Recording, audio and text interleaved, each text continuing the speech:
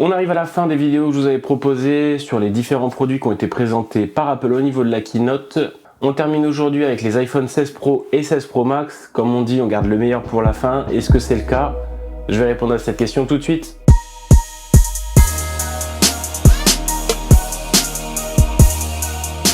Donc on commence du coup avec cet iPhone 16 Pro qui embarque pas mal de nouveautés. On a quand même un peu moins de nouveautés que sur la gamme 16 traditionnelle, je trouve. On a quand même quelques petites améliorations sympas par rapport à l'année dernière avec la famille des 15 Pro et 15 Pro Max. Et pour moi, cet iPhone 16 Pro, cette année, c'est l'iPhone des plus. Il a un écran plus grand, des bordures plus fines, une plus grosse autonomie, plus de mégapixels sur les capteurs, un titane de grade 5 qui est plus résistant et plus léger, un nouveau coloris que je trouve plus premium, des capacités en photo et en vidéo qui sont plus performantes que l'année dernière. Vous pouvez filmer en 120 images par seconde en 4K, donc plus d'images par seconde au niveau du capteur. Mais on va revenir point par point sur chaque détail au niveau de cet iPhone.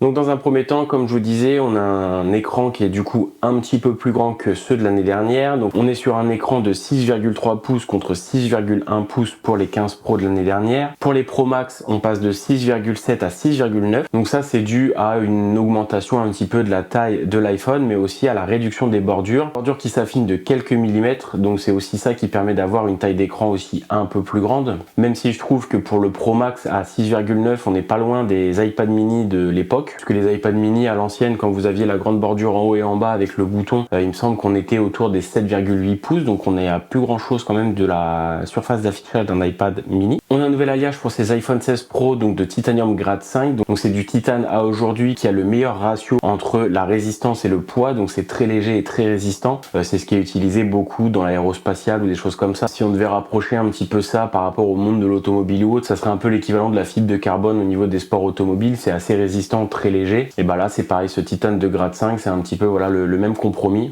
Apple nous annonce avoir la meilleure autonomie jamais vue sur un iPhone. Donc pour le Pro Max, vous avez jusqu'à 4 heures de lecture vidéo en plus comparé au 15 Pro Max de l'année dernière. Quand à l'iPhone 16 Pro, vous avez environ 2 heures par rapport au 15 Pro. Sachant que chaque année, on grappille une demi-heure, une heure par-ci par-là. Si on compare par rapport à un iPhone 12 Pro, on obtient à peu près 6 heures de plus. Et le 12 Pro Max contre le 16 Pro Max, on a quasiment 10 heures de lecture vidéo de ce que nous dit Apple sur son site. Des batteries qui vont mieux dissiper la chaleur également, c'était un peu le problème l'année dernière à la sortie des iPhones. Cette année, ça a été revu directement de manière hardware. Ça sera pas corrigé par la suite par des mises à jour comme ils ont fait l'année dernière. Donc on n'aura pas de problème normalement de hausse de température à cause des batteries des iPhones cette année. Au niveau des batteries, vous avez la possibilité de faire de la charge rapide. Donc en 30 minutes, vous récupérez 50% de batterie de votre iPhone. Et le petit plus cette année, c'est qu'Apple l'a aussi rendu compatible avec la charge MagSafe. Donc ils ont mis un nouveau galet MagSafe sur l'Apple Store qui coûte 49 €, alors que l'ancienne version était à 35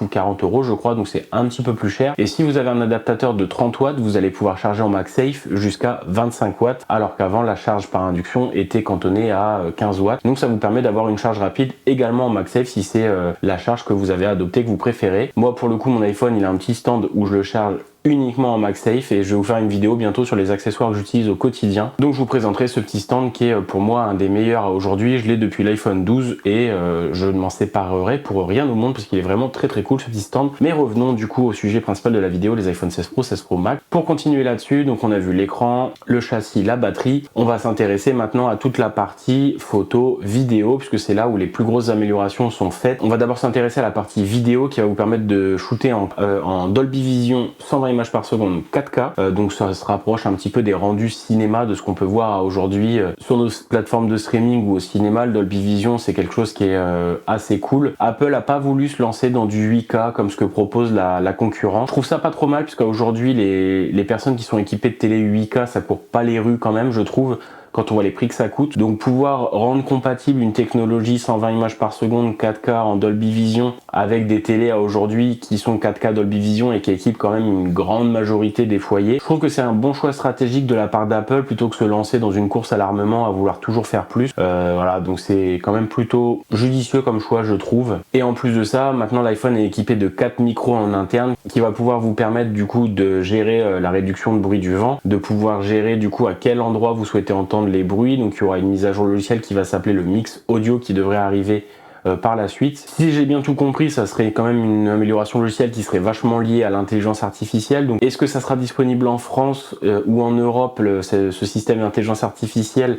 J'en parle un peu plus dans la vidéo sur l'iPhone 16, donc si tu l'as pas vu, je te la mets en fiche juste ici. Sur la partie photo, c'est là où il y a quand même eu aussi pas mal de nouveautés. Donc le capteur principal pour le coup, lui il change pas, c'est toujours le 48 mégapixels caméra fusion, donc qui vous permet de faire des petits zooms optique de manière un petit peu contournée. Vous avez 48 mégapixels de base, vous zoomez en x2, donc vous passez d'un 24 mm à un 48 mm et ça vous croppe l'image pour avoir un 12 mégapixels et c'est dispo du coup cette caméra fusion sur les pros. Vous pouvez faire du 35 mm qui équivaut à du 1.2 en zoom et si je dis pas de bêtises, non c'est du 24 mm x 1, 28 mm x 1.2 et 35 mm x 1.5 je crois, et après le x2 ça passe sur du 48 mm. La grosse nouveauté sur l'iPhone 16 Pro, c'est que vous allez avoir la possibilité d'avoir un zoom optique avec le téléobjectif x5 qui équivaut à peu près à du 120 mm, alors que l'année dernière on avait un téléobjectif x3 sur le 15 Pro et le x5 sur le 15 Pro Max. Là cette année Apple n'a pas fait de différence entre le 16 Pro et le 16 Pro Max, vous avez le même téléobjectif en x5 des deux côtés, donc c'est plutôt cool, ça vous permet d'économiser 200 € ou après tout dépend du stockage que vous voulez mettre à l'intérieur, mais ça va être à peu près ça, 200-250 € d'économie. Vous n'êtes pas obligé de passer sur le grand format pour pouvoir avoir ce téléobjectif x5 et ça c'est assez cool. Et grosse nouveauté aussi, c'est l'appareil ultra grand angle qui va vous permettre de shooter en 48 mégapixels et du coup de faire de la macro photo en 48 mégapixels. Moi je trouve cette fonctionnalité aussi assez cool, et le fait d'avoir les deux capteurs sur cet iPhone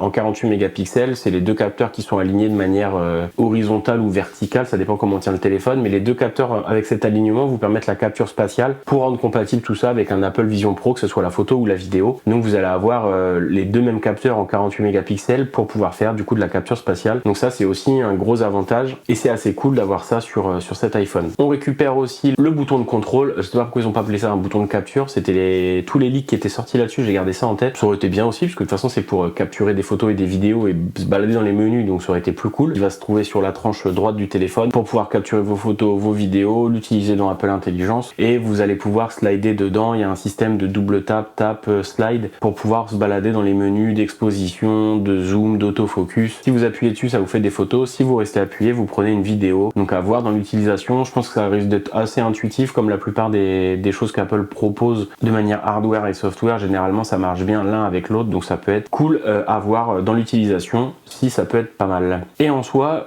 il me semble qu'on a fait à peu près le tour des nouveautés de cet iPhone. Si tu penses que j'ai oublié des petites choses, n'hésite pas à le mettre dans les commentaires. J'essaierai de te répondre s'il y a des choses sur lesquelles tu as des doutes, des choses sur lesquelles je n'ai pas parlé et que tu souhaites approfondir. On peut en discuter dans les commentaires sans problème. Du coup la question qui se pose, c'est est-ce qu'il faut changer cette année pour cet iPhone 16 Pro? Alors si tu as un 15 Pro, on va pas se mentir, il y a peu d'évolution, surtout si tu as un 15 Pro Max, tu as déjà à part quelques petites nouveautés, mais qui vont être plutôt basées esthétiques, avec un écran plus grand, etc. Je vois pas trop l'intérêt de changer. Après voilà, si c'est ton métier et que tu prends 10 000 balles par mois grâce à ça, fonce, il n'y a pas de souci. Si tu es un utilisateur d'iPhone traditionnel, on va dire, qui fait des photos de famille, de vacances, des choses comme ça, le 15 Pro est déjà très bon et très performant, donc je vois pas l'intérêt d'en changer. Moi pour le coup qui a un 14 Pro, je sais pas si ça vaut le coup de changer. Aujourd'hui j'hésite encore, sachant que la précommande est à 14 h aujourd'hui, donc il va falloir que je me dépêche assez vite, puisque là il est à peu près 9 h à l'heure où je tourne, donc du coup il va falloir que je me décide assez vite. J'ai 5 heures pour changer d'avis ou pour me décider, donc même si tu as un 14 Pro à aujourd'hui, je sais pas si ça vaut la peine de passer sur ce 16 Pro, 16 Pro Max. Moi ce qui me botte vraiment, c'est l'amélioration au niveau de la photo et de la vidéo avec le téléobjectif x5, parce que ça c'est quand même assez cool, et le fait de pouvoir shooter en 4K 120 fps, ça peut faire des petits films un peu sympas. Surtout que je compte me prendre un stabilisateur pour smartphone d'ici peu, donc ça permettrait d'avoir des plans très quali, très cool, et avec le gimbal, le stabilisateur, le fait de pouvoir faire du ralenti directement, ça peut être assez cool. Donc pour moi le changement idéal, ça serait si tu as un iPhone 13 ou plus ancien, si tu as un iPhone 13 Pro ou plus ancien, et si tu as un iPhone 14 de la gamme standard, de la gamme traditionnelle, ça peut être aussi un bel investissement. Tu vas récupérer le téléobjectif pour faire des photos assez sympas, un écran du coup un petit peu plus lumineux avec l'Always On Display, ça peut être des choses assez cool. Moi perso tout ça j'ai désactivé pour essayer d'économiser la batterie, mais là avec la nouvelle batterie ça peut être quelque chose qui peut être cool à utiliser, l'Always On Display sur la journée. Et alors ce qui est assez ouf, moi j'ai un pote qui a un 15 Pro Max, donc le machin beau bébé, tu vois, et comparé à un 14 Pro qui est du coup plus petit, le mien, le Titane ça allège quand même vachement le châssis et en main c'est assez cool. Après l'aspect titane et le dos je le trouve un peu glissant. Là on voit qu'Apple a revu le revêtement du titane et si on compare un petit peu les coloris identiques, le noir, le blanc et le naturel, ils ont pas les mêmes teintes, ils ont pas tout à fait les mêmes teintes, donc je pense qu'ils ont aussi revu le dos, la matière un petit peu du dos de l'iPhone pour le rendre peut-être un peu moins glissant. Donc ça on pourra le tester si j'achète cet iPhone et que je le reçois le 20, j'espère. Mais en tout cas, il faut l'acheter avant. Et voilà, après mon avis là-dessus, si le but c'est de l'acheter et de bénéficier de l'intelligence artificielle, tu peux aller voir, comme je te disais, ma vidéo sur l'iPhone 16, ça va pas être pour tout de suite. Et si tu veux attendre qu'il baisse un petit peu, j'ai fait également une vidéo pour te dire à quel moment tu devais acheter ton iPhone et je te la mets en fiche juste ici.